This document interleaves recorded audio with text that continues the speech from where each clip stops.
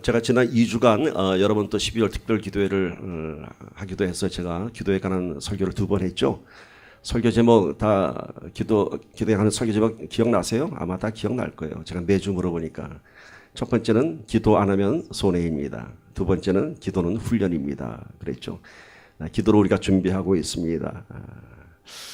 여러분들이 주신 기도 제목을 다 봤는데 그 중에 참 많은 부분들이 늘 우리가 영적 부흥, 우리 심령에 대한 회복을 우리가 놓고 기도했었는데 이제는 여러분들이 숫자적 부흥을 원했어요. 우리 교육부에서도 정말 우리 교회가 좀 식구들이 많이 늘었으면 좋겠다 그런 기도 제목이 있었고요. 많은 분들이 그런 기도 제목을 내놨습니다.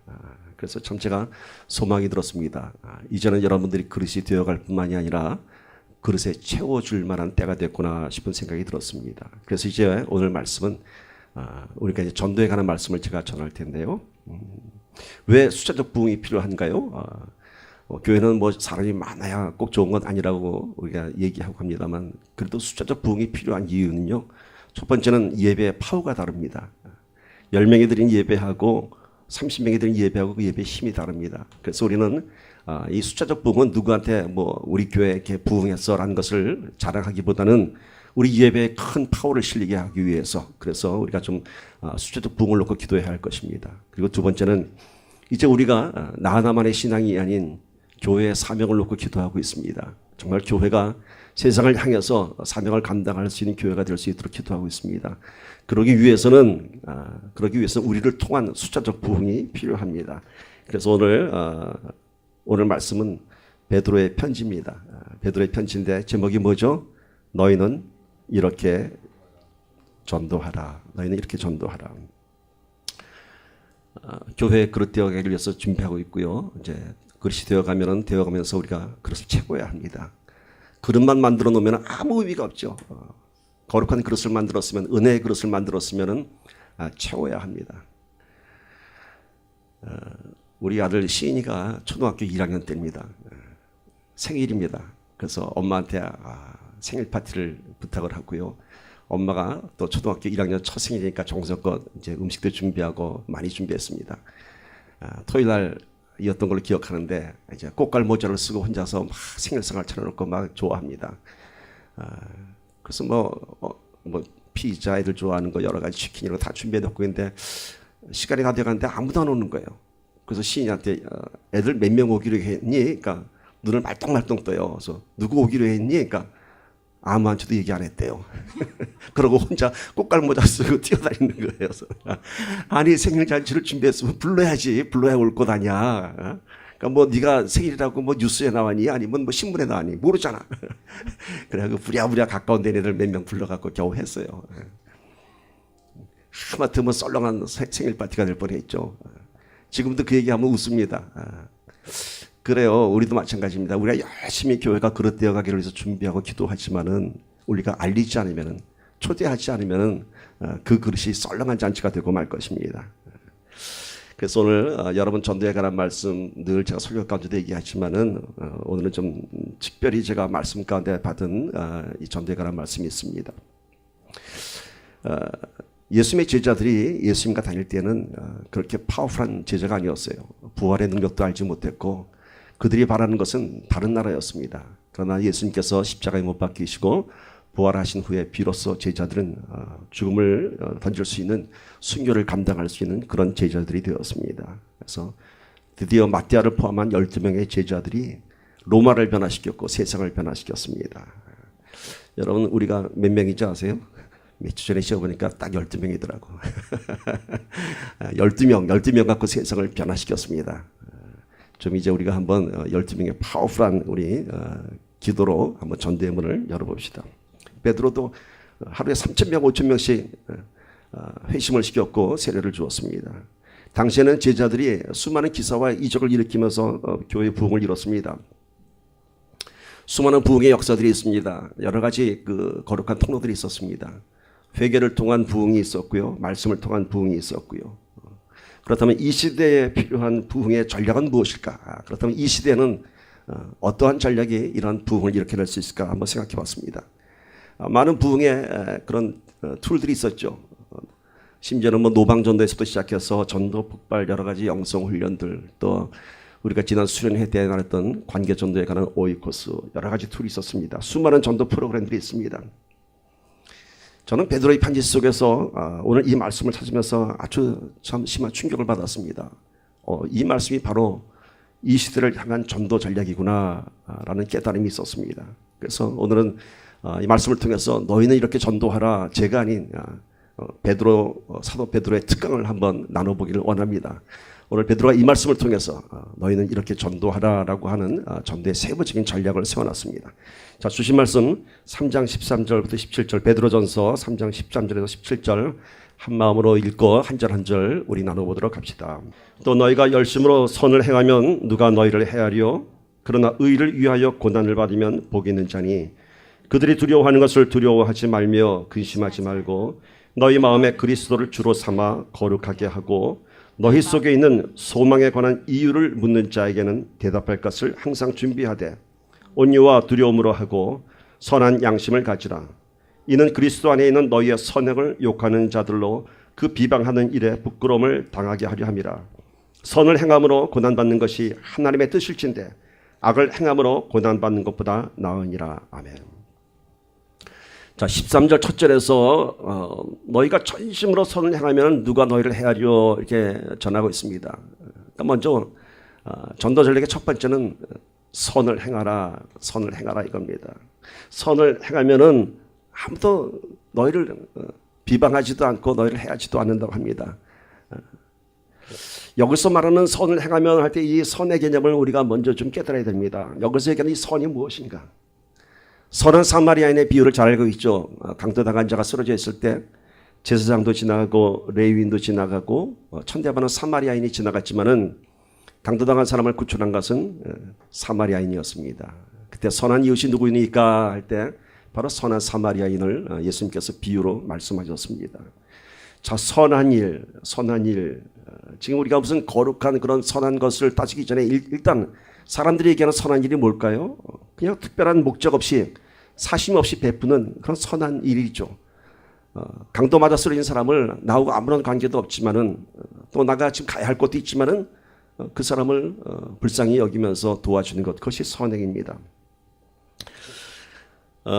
이렇게 아무런 사심 없이 누군가를 섬기고 베푸는 일에 대해서 사람들은 아무런 불평도 안 하고 그것보 시비 걸지 않습니다. 맛있는 밥 사주는데 누가 욕하는 사람이 있던가요? 아무도 없죠. 내가 누구 이렇게 다 밥을 사줬는데 그 사람이 밥 먹고 나더니 저를 째려보면서 네가 어떻게 나한테 밥 사줄 수 있어? 하고 그런 일이 있을 수 있나요? 없죠. 하여튼 어떤 관계든지 간에 밥 사주면 아이 고맙다 그러고 잘 먹었다 그러죠. 속으로는 뭐 아이 밥이 맛이 없었네 할지언정 고맙다 그러죠. 그런데 여기에 특별한 목적이 개입이 되면 조금 문제가 좀 달라집니다. 같은 밥을 사줘도 거래를 위해서 밥을 사면은 이제 접대가 되죠. 한국에서 뭐 김영란법이라고 있다고 하던데 얼마큼만 이상을 섬기면은 그것도 이제 법의 이제 불법행위라고 합니다. 또 어떤 청탁, 어떤 부탁을 위해서 내가 뭘 베풀고 섬기게 되면은 뭐 금품을 제공하면은 뭐가 되죠? 뇌물이 되는 거죠. 뇌물. 사람들이 말하는 선한 일이라고 하는 것은 특별한 목적 없이 순수한 섬김의 그런 선행을 의미합니다. 아무런 사심 없이 그냥 도와주고 그냥 베푸는 것입니다. 어떤 사람들이 이런 선한 일을 할까요, 여러분? 어떤 사람들이 이렇게 선한 일을 할까요? 돈 많은 사람들이 할까요? 아니면 인격이 높은 사람? 인격이 좋은 사람도 할 수 있겠죠. 또 돈이 많아서도 할 수 있겠죠. 그런데 사실 보면요, 돈이 많아서 이렇게 선한 일을 하지 않더라고요. 또 사회적 지위가 높아서 어떤 뭐 명예와 권력이 있어서 이렇게 하지 않더라고요. 어떤 명분을 위해서 하는 것은 제가 봤습니다. 그러나 정말 사심 없이 하는 것은 쉽지 않더라고요.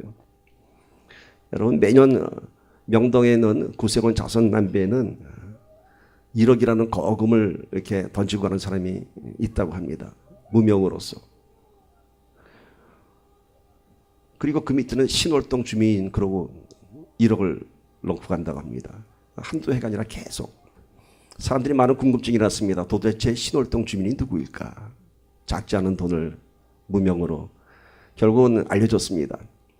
그 신월동 주민이 어떤 사람이었냐면요, 그게 큰 부자도 아니었어요. 그 동네에서 건축자재 타일 사가는 사람이에요.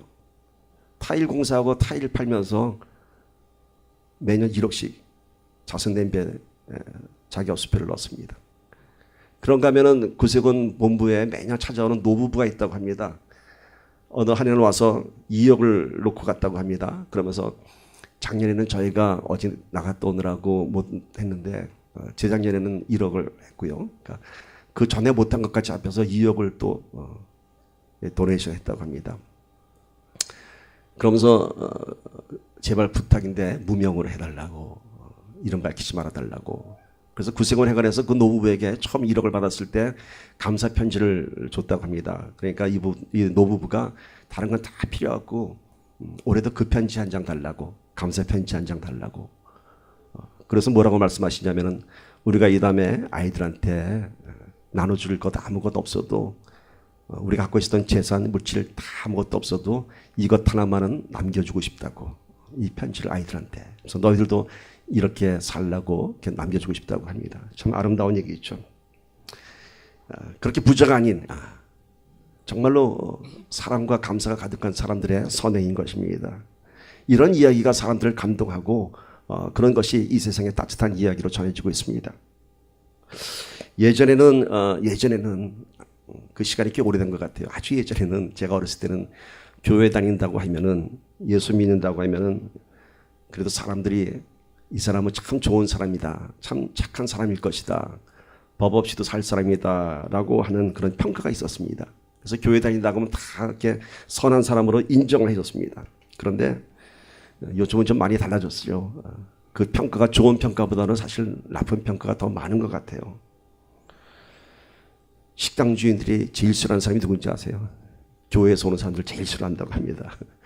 왜냐하면 술 안 마셔서 매상 안 올리지, 한 번 앉으면 죽치고 앉아서 그냥 제일 오래 있다 나가지, 시끄럽기는 제일 시끄럽지, 거기다 팁은 얼마나 인색한지 모른답니다. 그러면서 나가면서 그냥 나가면 되는데 꼭 예수 믿으세요 하고 그러고 나간대요. 그럼 속으로 너나 믿으세요 그런대요. 덕이 안 되는 행동들이 참 많은 것이죠. 여러분, 우리는 세상 사람들보다 더 많은 친절과 더 많은 아름다운 미소를 가져야 합니다. 그리고 내 것이 아닌, 그런 인색함이 아닌 하나님의 것을 나누어주는 마음으로 더 많이 베풀어야 되고 더 많이 배려해야 합니다. 오늘 전도 전략 첫 번째가 선을 행하랍니다. 근데 그것이 어떤 사심이 있는 것 아닌 정말 그리스도의 마음으로, 내 것이 아닌 그리스도의 사랑으로 전해주는 것입니다. 그래야 비로소 전도의 문도 열리고 또 누군가와의 관계가 시작되는 것입니다. 자꾸 밥 사주세요. 밥 사주세요. 시간을 많이 가지세요. 이건 개인 전도뿐만이 아닙니다. 여러분, 선교의 전략이 무엇입니까? 우리 처음 선교할 때 처음부터 복음 강요하지 않습니다. 복음 제시하지 않습니다. 그저 가서 부족한 것들 채워주고, 아이들 이렇게 학교도 세워주고, 물이 안 나오는 곳에서는 또 펌프를 만들어주기도 하고 우물도 받치기도 하고 그러죠. 일단은 아무 사심 없이 그들을 불쌍히 여기고 그들을 도와줍니다. 그리고 이제 나중에 또 복음을 제시하면서 그들을 하나님의 백성으로 우리가 전하는 것이죠. 그래서 일단 베풀어야 됩니다. 일단 섬겨야 됩니다. 제가 영화를 잘 보지 않는데 예전에 본 유일한 한국 영화가 하나 있었어요. 그때 교회에서 특별 새벽기도 끝나고 그 보너스로 교회에서 다 같이 단체로 영화를 보러 갔는데, 그게 동막골 사람들이라는 영화였어요. 6.25 전쟁 당시에 어느 한 시골 마을에서, 깊은 산속 마을에서 벌어지는 이야기인데, 거기서 제가 아주 참 충격적인 장면을 목격했습니다. 아마 지리산인지 무슨 산인지 모르겠는데 깊은 산속에 작은 마을이 있었는데, 그 마을은 전쟁도 모르고 너무 평화롭게 사는 거예요. 그래서 그 마을에 조그만 몇 가구가 뭐 많이 살지 않은 그 촌락인데, 촌장 할아버지가 한 분 있었어요. 그래서 이제 우리 국군 군사가 물어봅니다. 아, 촌장님, 어떻게 이 마을은 그렇게 평화롭게, 전쟁인데도 모르고 그렇게 평화롭게 전부 사이좋게 살아갈 수 있습니까? 그러니까 이 촌장님이 딱 한마디 하셨어요. 잘 먹여야 되지요. 그래, 잘 먹여야 되지요. 먹는 것만 잘 먹여주면 아무것도 문제가 안 되는 거예요. 잘 먹여야죠. 우리 은혜선교교회 어떻습니까, 여러분? 잘 먹이지요. 우리 잘 먹습니다. 그러니까 일단 모시고 있어서 먹이라고 그러면 좀 이상한 거 좀 많이 초대해서 좀 섬기세요. 자, 첫 번째 전략은 이렇게 선을 행하십시오. 그냥 그리스도의 사랑으로 그냥 아무 이유 없이 베풀어 주세요. 요새 우리 유니스 집사님이 이제 몸소 실천하고 있는데 실천하다 보니까 그것이 무엇인지 그 의미를 알고 있습니다. 자, 14절 봅시다. 그러나 의를 위하여 고난을 받으면 복이 있는 자니 그들이 두려워하는 것을 두려워하지 말며 근심하지 말고. 갑자기 내용이 좀 이상해집니다. 선한 일을 행할 때는 누가 너희를 행하리요라고 했는데 너희가 의를 위하여 했더니 고난이라는 얘기가 나옵니다. 의를 위해서 고난을 받으면 복이 있는 자니. 이건 무슨 뜻인가요? 너희가 의를 위해서 살게 되면 고난이 있다는 겁니다. 핍박이 있다는 겁니다. 근데 그것을 핍박과 고난으로 받아들이지 말고 복 있는 자라고 생각하라. 그러면서 세상 사람들이 두려워하는 것을 두려워하지 말고 근심하지 말고 의를 위해서 오히려 복 있는 자라고 생각하라. 이렇게 얘기합니다. 사심없이 베푸는 선한 일에는 아무런 저항이 없습니다. 가서 그냥 밥 사주고 이럴 때는 아무런 저항이 없습니다. 그런데 이제 의를 위하여 내가 뭔가를 나타냅니다. 뭘까요? 예수 믿으세요라고 하면, 복음을 제시하면은 이제 저항이 시작됩니다. 이러려고 밥 사줬구나 라면서, 네 뜻이 그거였구나 하면서 저항이 시작됩니다. 그렇습니다. 그냥 베풀 때는 아무 생각 없이 감사했던데 그 안에 의가 들어가니까, 복음이 들어가니까 저항이 시작되는 거예요. 러시아로 선교단이 들어갔습니다. 수많은 물품들을 갖고 갔습니다. 학용품, 의약품, 여러 가지 선물들. 근데 그게 자선단체라고 해서 들어가면 아무 문제가 안 되는데 이게 선교단이라 하면 이제 문제가 됩니다. 선교단이다 하면 문제가 됩니다. 선한 일에 복음의 목적이 들어가게 되면 이제 쉽지 않은 일들이 시작됩니다. 이것을 우리가 각오해야 됩니다. 여러분, 우리가 일단 내가 복음을 제시할 때는 그것이 그렇게 쉽게 받아들이지 않고요. 이제 수락을 나한테 대한 고난과 핍박이 찾아옵니다. 여러분, 산상수훈에서 예수님께서 8가지 팔복을 얘기하시면서 마지막 메시지가 뭐냐면 마태복음 5장 17절 보시면은 의를 위하여 핍박을 받은 자는 복이 있나니 천국이 저희 것임이라 말씀하셨습니다. 8가지 복, 근데 이것은 블레싱이라고 이걸 얘기했지만 사실은 블레싱에 관한 것이 아니라 제자들이 향한 영성 훈련입니다. 8가지 영성을 훈련하셨는데 그 중에 마지막 8번째 영성이 바로 이 의를 위하여 핍박을 받을 수 있는 이런 영적 훈련입니다. 그러니까 영성 훈련은 마지막 단계, 그 훈련을 마지막 단계 완성시키는 단계가 바로 의를 위하여 핍박을 받을 수 있는, 더 나아가면은 의를 위해서 죽을 수 있는 영성, 그런 스피리추얼 파워를 얘기하고 있습니다. 결국 순교자의 영성이죠. 그래서 제자들은 실제로 이렇게 순교자의 삶을 살아갔습니다. 의를 위하여 핍박을 받는 자는 복이 있나니 천국이 저희 것입니다. 우리가 복음을 제시할 때 핍박이 오겠지만 결국 우리가 하늘나라를 볼 것이다. 내 마음이 천국이 될 것이고요. 정말 하늘나라의 상급이 쌓여지는 것입니다. 우리도 이제 진정한 제자의 삶을 살기를 각오한다면 이제는 의를 위해서, 복음을 위해서, 또 전도를 위해서 어디까지? 목숨을 내어놓을 수 있는 영성을 소유해야 됩니다. 목숨을 내어놓을 수 있는, 목숨을 얘기하니까 두려우십니까 여러분? 그러나 참된 복음을 소유하고 있다면 이런 간절한 마음이 저절로 생깁니다. 내가 죽어야겠다는 마음이, 이 한 영혼을 위해서 죽을 수도 있다는 그런 마음이 정말로 주님이 주십니다.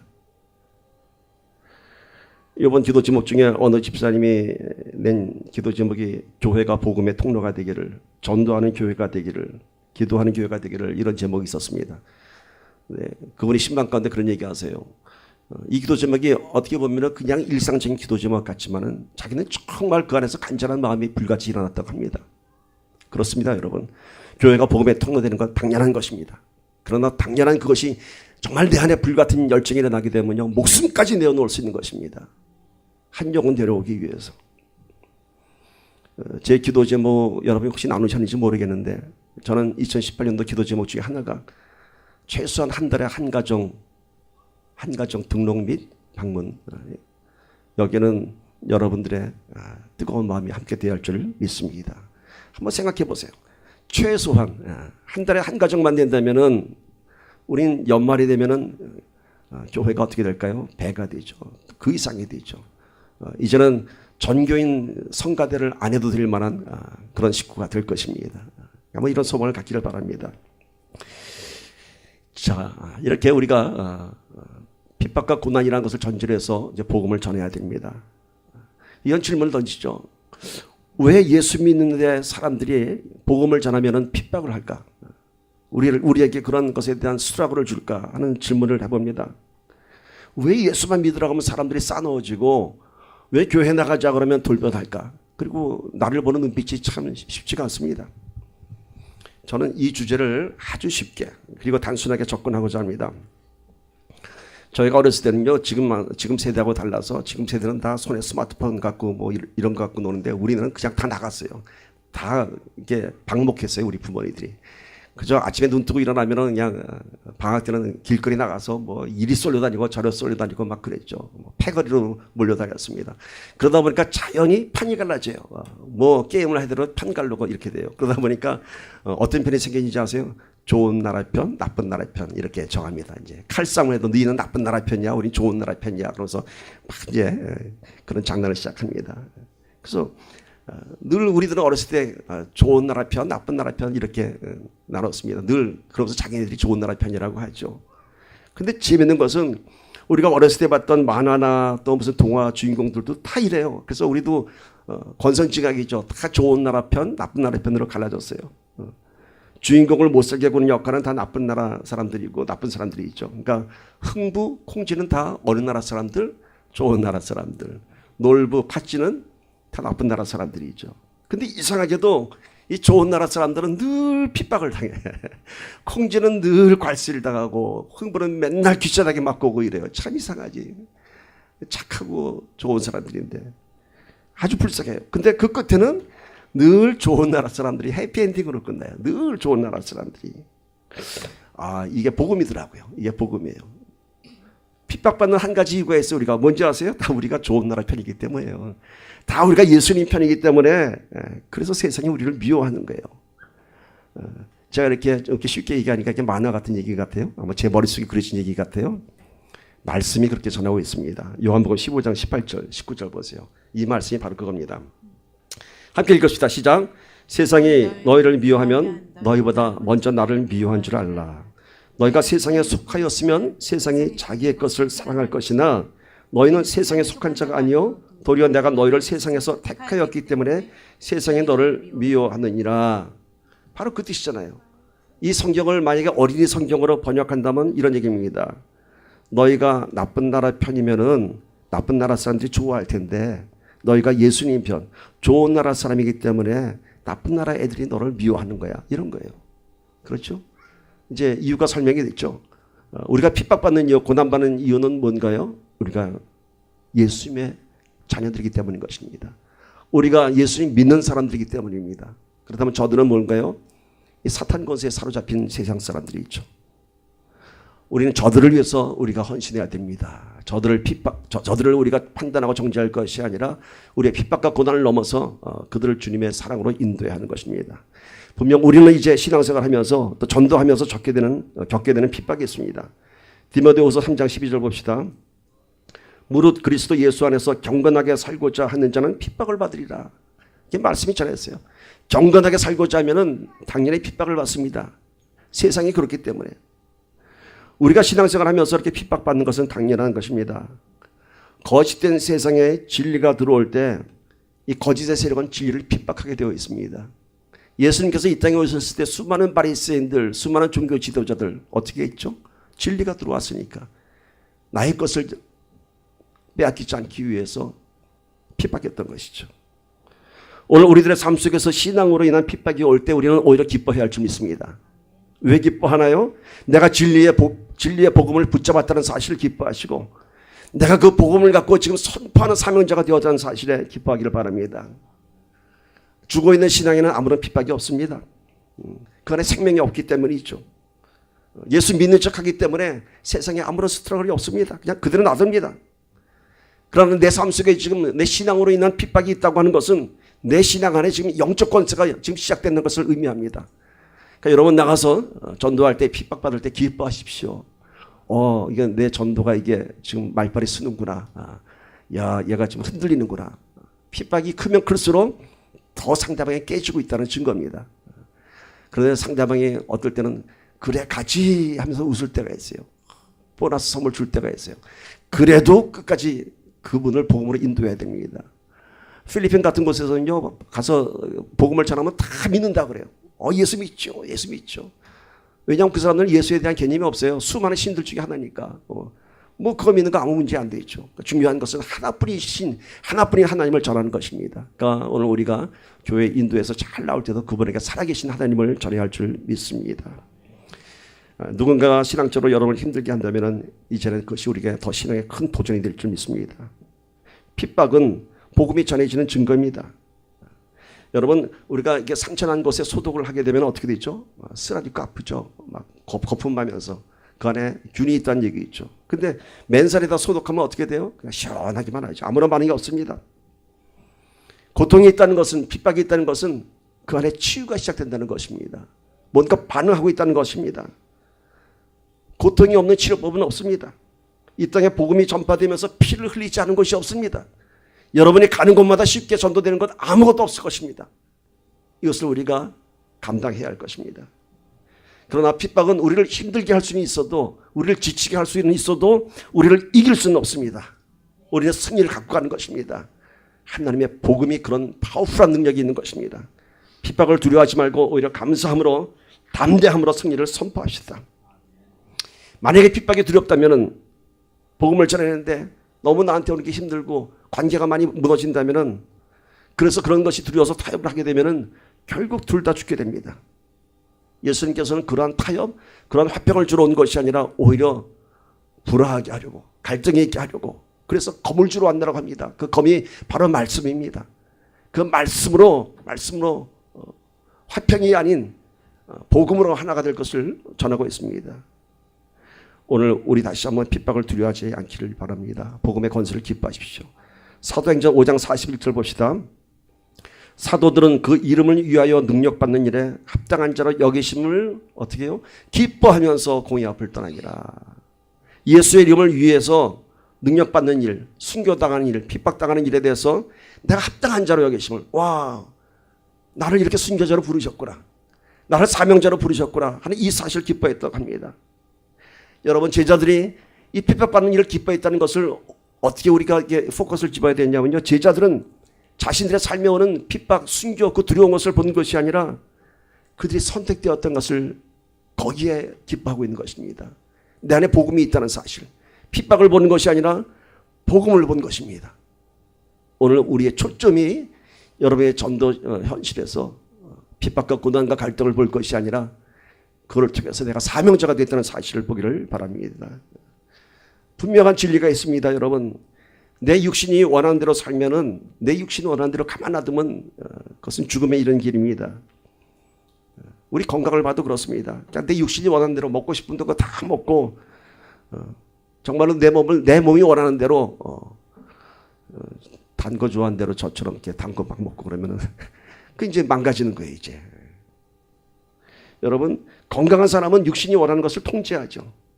음식 조절도 하고 운동도 하고, 물론 쉽지 않은 인내와 고통이 필요합니다. 그러나 건강을 지키는 사람들은 그 인내와 고통 뒤에 오는 그런 자신의 그 건강한 몸의 컨디션을 알기 때문에, 그 기쁨을 알기 때문에 오늘도 땀을 흘리며 운동하는 것입니다. 영적인 원리도 마찬가지입니다. 그냥 가만 놔두면 나 편한 대로 신앙생활하면 죽습니다. 내가 복음을 위해서, 내 사명을 위해서 몸부림칠 때에 나의 영성이 강건해지는 것입니다. 우리의 몸은 가만 놔두면 제일 편한 대로 가게 되어 있습니다. 어디요? 크고 넓은 문으로 가게 되어 있습니다. 좁고 험한 문으로 가야 됩니다.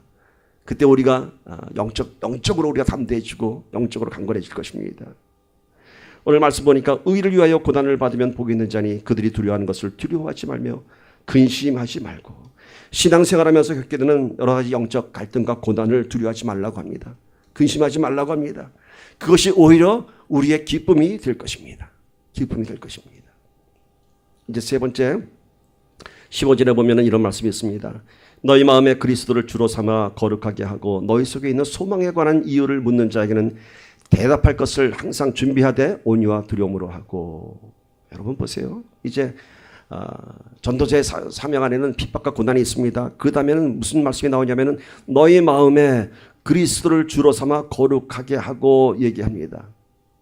우리가 이 핍박과 고난을 감당하기 위해서는 우리 안에 예수 그리스도가 있어야 하는 것입니다. 우리를 거룩하게 하는 것입니다. 제가 늘 마음속에 물어보는 질문이 있습니다. 어떤 상황을 만날 때면은 예수님이라면 어떻게 하셨을까? 우리 잘 알죠. What would Jesus do? WWJD라는 이니셜을 잘 알죠. 늘 이렇게 대입해 봅니다. 이런 상황에서 예수님이라면 어떻게 했을까? 내 안에 예수님을 대입하면은 답이 나옵니다. 뻔한 답이 나옵니다. 근데 그 답을 실행하는 것이 쉽지 않습니다. 아는데 어떻게 저 냄새나는 홈리스들 내가 안아줄 수 있을까? 정말 냄새 아주 대단합니다.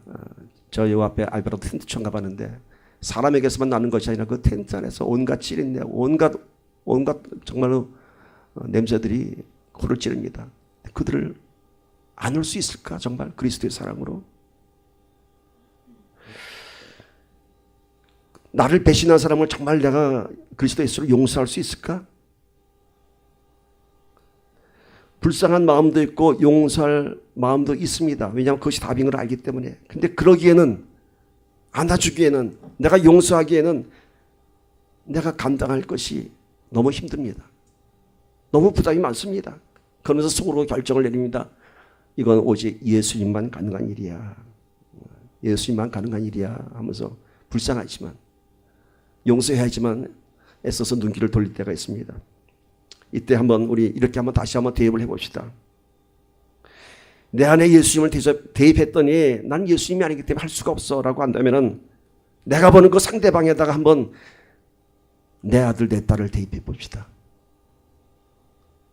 저는 가슴이 찢어질 것 같아요. 홈리스를 볼 때, 그 눈빛을 볼 때 얘가 내 아들이라면, 얘가 내 딸이라면, 아니 언젠가 내가 이 세상을 떠나고 나서 내 아들 딸들이 이렇게 살고 있다면 그 눈빛에서, 그 냄새에서 내가 정말 싫을까요? 내가 정말 부담이 될까요? 아마 통곡을 하면서 끌어안을 것입니다. 그 냄새가 나를 더 아프게 할 것입니다. 우리 예수님께서 그렇게 이 땅에 내려와서 우리를 안아주셨습니다. 죽기까지. 우리 한번 이제 세상을 다시 보기 바랍니다. 세상에 수많은 사람들이 다 방황하는 사람들입니다. 나 혼자 예수 잘 믿고 나 혼자 평안하다고 그러고 살면은 그 편한 신앙생활이죠. 하나님께서 냄새나는 우리, 더러운 우리, 죄 많은 우리들을 자녀 삼으신 것처럼 이제는 우리가 그들을 내 아들처럼, 내 딸처럼 안아주고 사랑해야 됩니다. 돌아온 탕자를 맞아주는 그 아버지의 감격을 우리는 잘 알고 있습니다. 그 감격이 우리의 감격이 되기를 소망합니다. 전도는 여러분, 방황하는 영혼, 헐벗은 영혼, 죽어가는 영혼을 내 믿음의 자녀로 삼는 것입니다. 좀 더 자극적으로 얘기할까요? 아까 내 아들과 내 딸을 대입하라 그랬죠. 내 새끼입니다, 여러분. 내 새끼. 욕하는 거 아니에요, 여러분. 내 새끼이기 때문에 끔찍하게 사랑할 수밖에 없습니다. 그리고 이제 그들이 여러분의 그러한 끔찍한 사랑을 받을 때 그분들에게서도 어떤 반응이 나옵니다. 도대체 왜 이러세요? 왜 이러세요? 부담스러워할 수도 있습니다. 15절 보세요.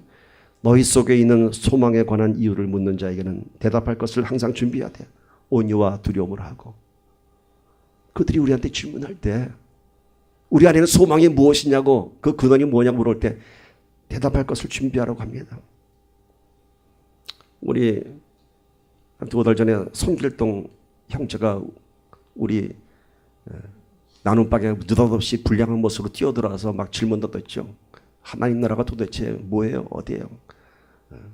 왜 내가 죄인이죠? 하면서 막 물었습니다. 우리 참 당황했죠, 그죠? 뭐가 대답인지 잘 알면서도 잘 정리가 안 되죠.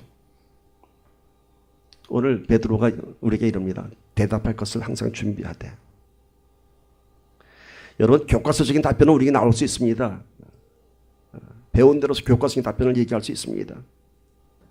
근데 그들이 원하는 것은 그런 교과서적인 답변 아니에요. 여러분, 전도하다 보면요, 때로는 우리보다 성경 더 많이 알고 공부 더 많이 한 사람도 있습니다. 성경 박사도 있어요. 그래서 오히려 우리한테 막 대듭니다. 이 말씀이 왜 이런 거냐고 막 따집니다. 그들이 원하는 답은 우리가 어떤 성경적인 연구로 만들어진 그런 답변, 모범적인 답변, 교리적인 답변 그런 거 아닙니다. 바로 내가 경험한 하나님, 내가 경험한 은혜, 내가 갖고 있는 소망, 이런 리얼 스토리입니다.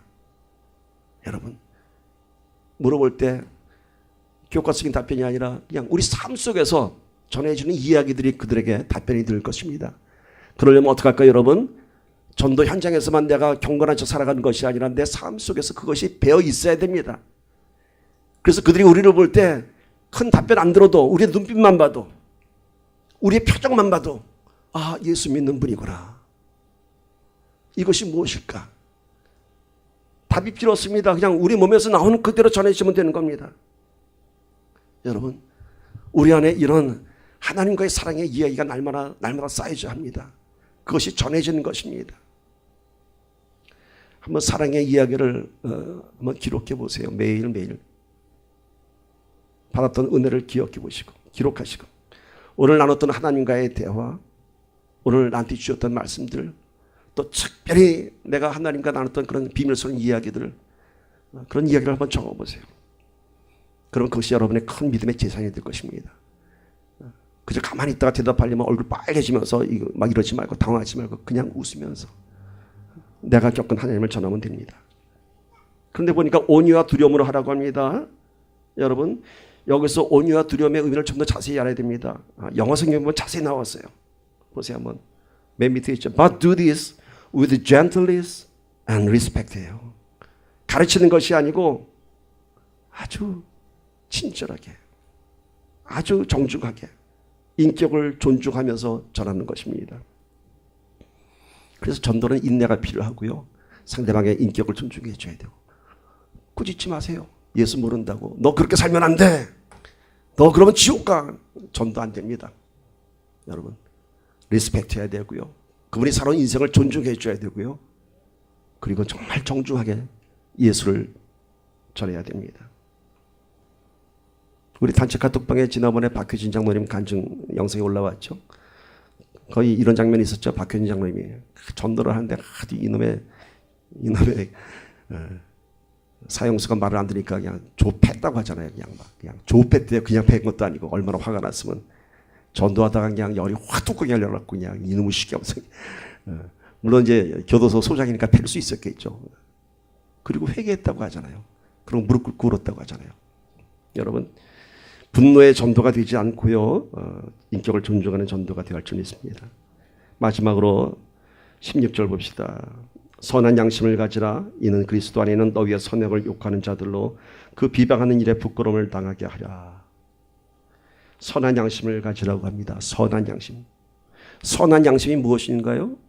착한 마음, 선한 마음, 그런 한계를 벗어나서 오직 하나님으로부터 나오는 마음들입니다. 내 인격을 생각하면, 내 형편을 생각하면 어림도 없는 일인데 하나님 때문에 가능한 일들입니다. 이 선한 양심. 나는 할 수 없는데 하나님 때문에, 내 안에 예수 그리스도가 있기 때문에 가능한 일들입니다. 한 예화를 알려드리겠습니다. 어느 시골 촌마을에 아주 극심한 가뭄이 들었습니다. 그래서 매일같이 논에 물을 대야 됩니다. 그러다 보니까 날마다 옆집 뒷집 막 쌈납니다.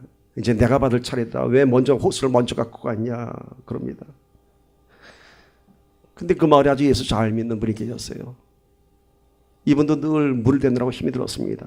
그래서 다 자기 차례가 되면은 이제 자기 호수를 갖다 자기 논에다 물을 댑니다. 그리고 집에 들어갔다 이렇게 나와보면 어느새 그 호수가 옆집으로 돌려져 있어요.